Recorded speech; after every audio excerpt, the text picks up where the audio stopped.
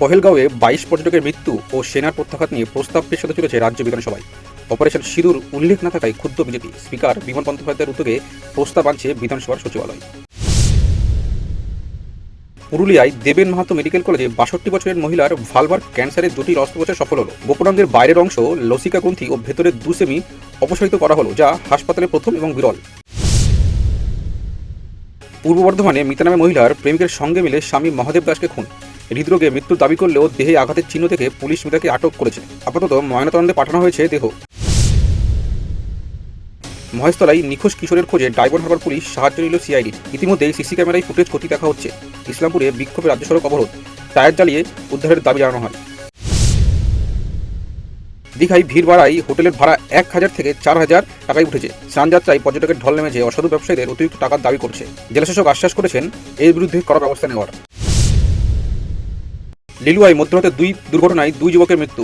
১০ চাকার লরির ধাক্কায় কোল্ডম্যান ফ্যাক্টরি ও বেনারসে মৃত্যু। উত্তেজিত জনতা চালক খালেসাকে ধরে মারধরও করে, এমনকি ধাক্কাধাক্কি করে পুলিশের সঙ্গেও। রাজ্যের সব দপ্তরের কমিটির সদস্যর কাজ, বৈঠক ও রিপোর্টের তথ্য চাইল নবান্ন। মে মাসে নির্দেশিকা জারি করে জানানো হয়। নির্বাচনের আগে আদালতের অস্বস্তি এড়াতে প্রশাসনিক সংস্কারের দপ্তরের এই উদ্যোগ। দক্ষিণবঙ্গে উষ্ণ আবহাওয়া, কোথাও হালকা বৃষ্টির সম্ভাবনা। বুধবার কয়েক জেলায় ঝড় বৃষ্টির সতর্কতা জারি করা হয়েছে। তাপমাত্রা বাড়বে, জানালো আলিপুর আবহাওয়া দপ্তর। উত্তরাখণ্ডে ৩৮ বছরের যুবক মাকে লাঠি দিয়ে খুনের দায়ে যাবজ্জীবন কারাদণ্ড। স্ত্রীর প্রসবের জন্য টাকা না পেয়ে মাথার খুলি ফাটায়। ৩ বছরের মামলায় আদালতে তথ্য প্রমাণে দোষী সাব্যস্ত করা হলো। ওড়িশার গঞ্জামে বিয়ের অনুষ্ঠান থেকে ২ কিশোরীকে অপহরণ করে গণধর্ষণের অভিযোগ। পুলিশ ৪ অভিযুক্তকে অন্ধ্রপ্রদেশ পালানোর সময় গ্রেফতার করে। পরিবার পুলিশের দ্বারস্থ হয়ে তদন্ত শুরু করে।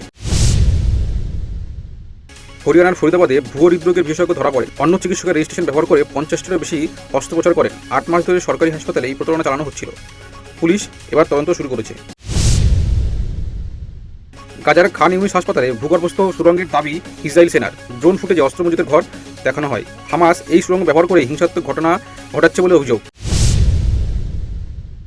ইলন মাস্ক ট্রাম্পের সঙ্গে বিবাদ করে ভুল করেছেন, বললেন vice president JD Vance.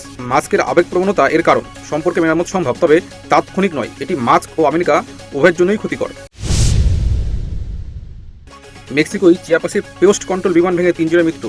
Crew ও মাছি দমনে অভিযান চলছিল। ট্রাম্প প্রশাসনের গবাদি পশু আমদানি বন্ধ থাকায় মেক্সিকো এই অভিযান শুরু করে। কলম্বিয়ার বোগোটায় প্রেসিডেন্ট পদপ্রার্থী মিগুয়েল উরিবেকে জনসভায় গুলি। পিছন থেকে গুলি করে রক্তাক্ত অবস্থায় হাসপাতালে ভর্তি। তার অবস্থা আশঙ্কাজনক বলে এই হাসপাতাল সূত্রে জানা গেছে। ২০২৫ সালে আইপিএল থেকে বিসিসিআই ২২,৫৬৩ কোটি টাকা রোজগার করেছে। ২০২৪ সালে ছিল ২০,৬৮৬ কোটি টাকা। উল্লেখ্য, এবারের আইপিএল ১ সপ্তাহ বন্ধ থাকলেও তাতে তেমন কোনো ক্ষতি হয়নি, বরং লাভ হয়েছে। ব্রাজিলিয়ান ফুটবলার নেইমার করোনা আক্রান্ত, জানালো সান্টোস ক্লাব। বৃহস্পতিবার উপসর্গ দেখা দেয়। নিবৃত্তবাসে রয়েছেন নেইমার। সোমবার পুনরায় পরীক্ষা হবে। চোটের জন্য সৌদি ক্লাব ছেড়ে স্যান্টোসে ফিরেছিলেন তিনি।